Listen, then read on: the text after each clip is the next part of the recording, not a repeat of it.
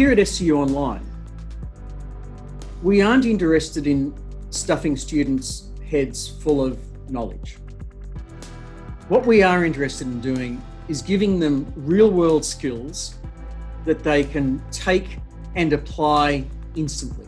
That knowledge has to be pertinent to either their current employment situation or to the next step that they want to take. We also need to give them experiences through the assessment tasks which mirror what they will confront either in their current workplace or in their future workplace. All of our courses have what's called an industry research project at the end of it. And this is what we call a capstone course of study. And the idea behind this is that you take everything that you've learned through your last 10 units of study and you put them into a project.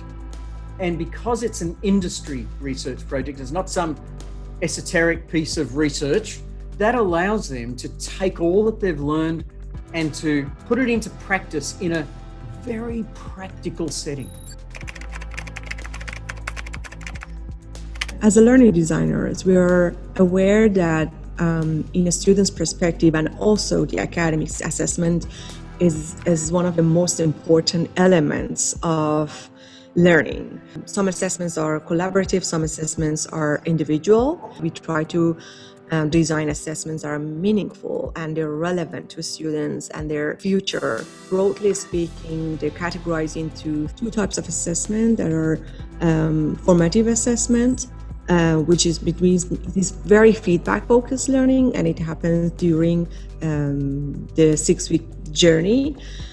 And one assessment at the end that helps the students to put everything together and kind of showcase and apply their knowledge that they gained in that course in terms of foundational knowledge and also skills for that final assessment. Because most of our students are professionals already, we want those assessments to be really pertinent to the work that they're already doing, or the work that they will do.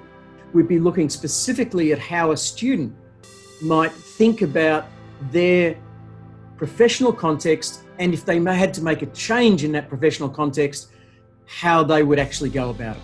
There is a range of assessments. There is things like reports, there are plans, there are research projects. So we want people to learn how to find information, to know whether that information is useful and valid and relevant, not just some of the, if you like, the millions of returns that you get on a Google search.